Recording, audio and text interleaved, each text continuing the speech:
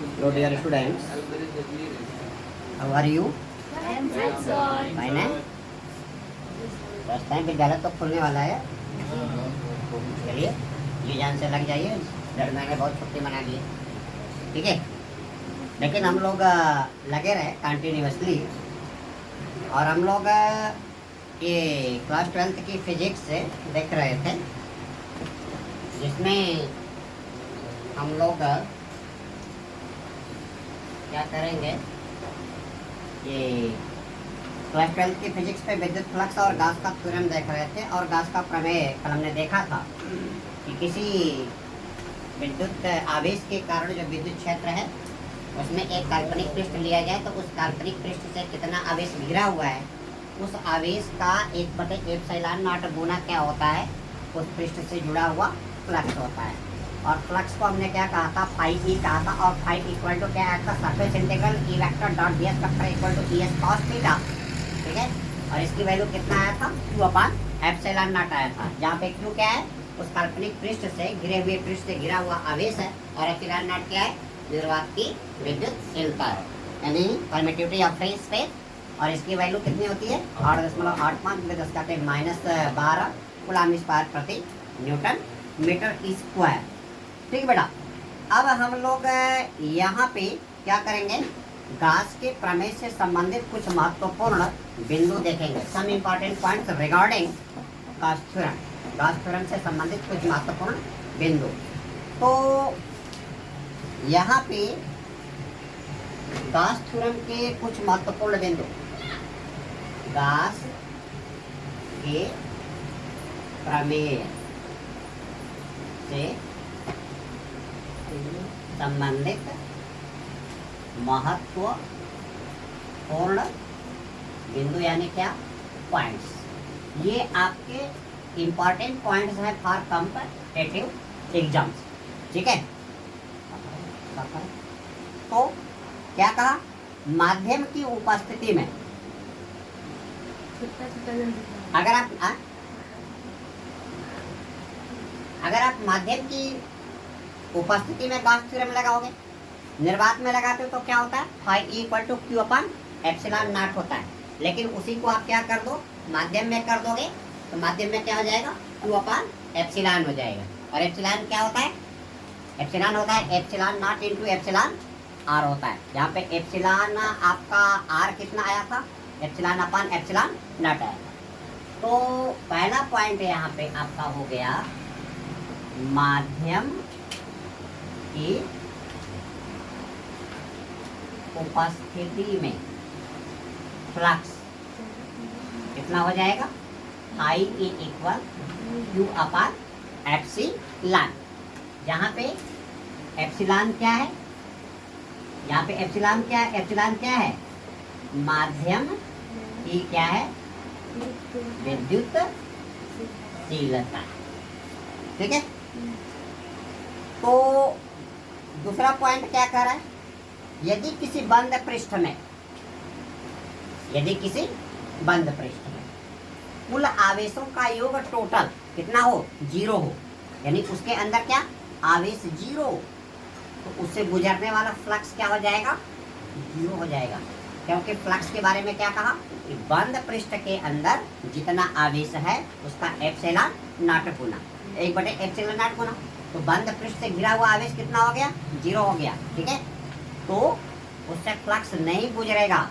अब जैसे बिजली चमक रही है, पानी बरस रहा है, और उस पे जो आप गाड़ी के अंदर पैक हो शीशा करके, तो जो भी आवेश आएगा वो कहाँ पे रह जाएगा, उसके सतह पे रह जाएगा, गाड़ी के अंदर आवेश नहीं जाएगा। इसका एक यूटिलाइजेशन देखना, गाड़ी के अंदर क्या हो गया, आवेश 0, चाहे भले बिजली चमके, बिजली गरजे, कड़के, लेकिन आप चूंकि गाड़ी के अंदर हो और जो वो आवेश आ रहा है वो शीशों पे या उसके टायर वगैरह पे संरक्षित तो रहेगा, लेकिन उसके अंदर नहीं जाएगा। तो आप बिजली चमकने पर भी अगर गाड़ी के अंदर बैठे हो शीशा वगैरह बंद करके, आप बिल्कुल क्या हो, सेफ हो, क्योंकि उसके अंदर विद्युत बल का प्रभाव जाएगा ही नहीं, क्योंकि फ्लक्स जाएगा ही नहीं, और आप गाड़ी के अंदर क्या रहोगे, सेफ रहोगे, ठीक है।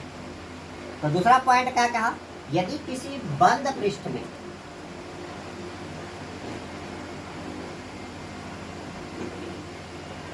यदि किसी बंद पृष्ठ में कुल आवेशों का योग कितना हो जाए, शून्य, यानी सिग्मा क्यू, यदि आपका क्या सिग्मा क्यू इक्वल टू 0, यानी कि ये आपका क्या हो गया, ये आपका एक बंद पृष्ठ और इसमें आपके आवेश Q1 Q2 Q3 Q4, ठीक है, और सबका total Q1 plus Q2 plus Q3 plus Q4 equal to कितना, 0। तो इसका मतलब इसके अंदर टोटल Q सिग्मा Q क्या हो गया, 0। इसके अंदर आवेश है ही नहीं, और आवेश है ही नहीं तो उसमें इलेक्ट्रिक फील्ड क्रिएट होगा ही नहीं, क्योंकि इलेक्ट्रिक फील्ड क्या होता है 1/4πε Q अपान आर स्क्वायर। तो इलेक्ट्रिक फील्ड न होने के कारण इस बंद पृष्ठ से फ्लक्स रेखाएं क्या हो जाएंगी, गुजरेंगी नहीं, और आप बॉडी के अंदर क्या रहोगे, बिल्कुल सेफ रहोगे, लाइटनिंग का आपके ऊपर कोई इफेक्ट नहीं आएगा। तो क्या कहा, यदि किसी बंद पृष्ठ में कुल आवेशों का योग कितना हो गया, 0 हो गया, यानी सिग्मा क्यू इक्वल टू 0 हो गया, तो उस बंद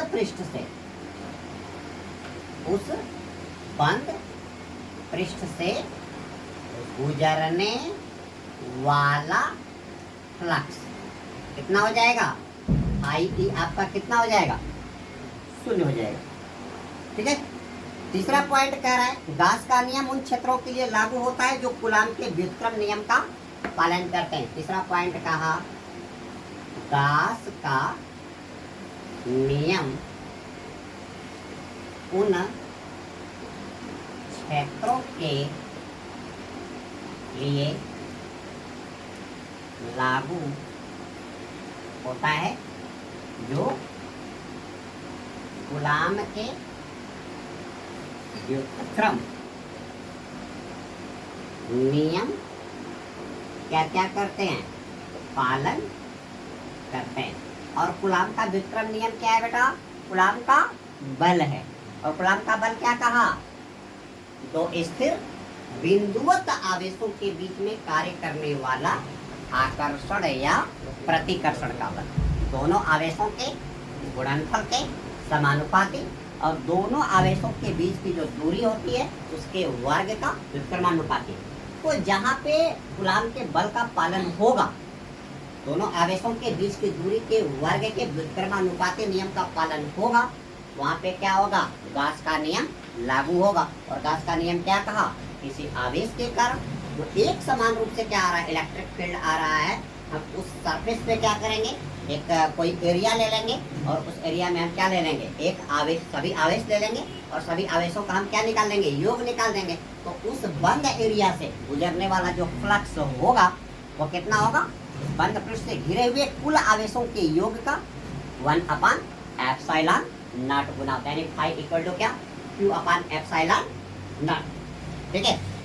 तो अगला नियम क्या कह रहा है, तो कह रहा है कि गास का नियम विद्युत क्षेत्र के लिए लागू होता है। और विद्युत क्षेत्र क्या करता है, विद्युत क्षेत्र दूरी के वर्ग के व्युत्क्रम का पालन करता है, क्योंकि E बराबर 1/4πε0 Q अपान क्या है, R स्क्वायर, यानी यहाँ पे E प्रोपोर्शनल टू क्या हो गया, 1/R स्क्वायर हो गया ना, 1/R स्क्वायर, यानी यहाँ पे दूरी के वर्ग का व्युत्क्रम नियम पालन हो रहा है, इसलिए गास का नियम विद्युत क्षेत्र पे लागू होगा। गास का नियम विद्युत क्षेत्र की तीव्रता पर क्या होता है, लागू होता है। दूसरा क्या कह रहा है, गास का नियम गुरुत्वीय क्षेत्र के लिए लागू होता है। गास का नियम गुरुत्वीय क्षेत्र के लिए लागू होता है, क्योंकि गुरुत्वीय बल क्या होता है, कैपिटल G m1 × m2/r², यानी आप कह सकते हो Fg प्रोपोर्शनल टू 1/r²। दूरी के वर्ग के व्युत्क्रम नियम का क्या हो रहा है, पालन हो रहा है, इसलिए गुरुत्वीय क्षेत्र में भी हमारा गास का नियम क्या करेगा, लगेगा। क्यों लगेगा, क्योंकि ये जो वस्तुएं हैं, ये जो पिंड हैं, इनका द्रव्यमान है, और द्रव्यमान है तो ये किसके बने हैं? छोटे छोटे कणों के बने हैं। छोटे छोटे कणों के बने हैं, इसका मतलब ये किसके बने हैं? प्रोटॉन और इलेक्ट्रॉन के बने हैं। अब उनकी परमाणुविक रचना में हम क्या करेंगे? उस पे आवेश हम कैलकुलेट कर सकते हैं, या तो उनको घर्षण करा करके, ठीक है, उस पे आवेश उत्पन्न किया जा सकता है, और दो आवेशों के बीच में जो दूरी बनेगी, उस दूरी के वर्ग के व्युत्क्रम नियम का पालन क्या करेगा? ये आपका गुरुत्वीय बल लागू होगा। तो आपका गॉस का नियम किसके लिए? गुरुत्वीय क्षेत्र के लिए भी लागू होगा, ठीक है। अगला कह रहा है गॉस का प्रमेय में जो विद्युत क्षेत्र की तीव्रता आएगी वो डिपेंड करेगा, ये जो आवेश है कहाँ पे है? उस पृष्ठ के अंदर है, या उसके बाउंड्री पे है, या उसके बाहर है। तो बाउंड्री पे है, उस पृष्ठ में नहीं आएगा। अंदर है तो उसके अंदर घिरा हुआ है, बाहर है तब भी नहीं आएगा। और गॉस का नियम क्या हो जाएगा? Phi E equal to surface integral E vector dot ds vector that is es cos theta that is equal to q upon epsilon naught निर्वात के लिए, और ये माध्यम में हो जाएगा तो क्या हो जाएगा? e का, ये आपका गॉस का नियम फाई ई इक्वल टू क्या हो जाएगा? q अपॉन एप्सिलॉन नॉट हो जाएगा। q अपॉन एप्सिलॉन, यहाँ पे एप्सिलॉन क्या है? माध्यम की क्या है? विद्युत हो गया, ठीक है बेटा। तो आप ये आपका गॉस के प्रमेय से कुछ क्या थे? इम्पोर्टेंट पॉइंट थे, ठीक है। अब हम अगले वीडियो लिंक में हम लोग क्या करेंगे? गॉसियन सरफेस और गॉसियन सरफेस की क्या करेंगे?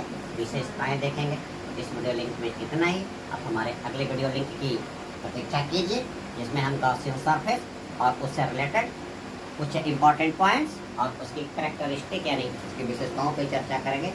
और इस वीडियो लिंक में इतना ही। धन्यवाद।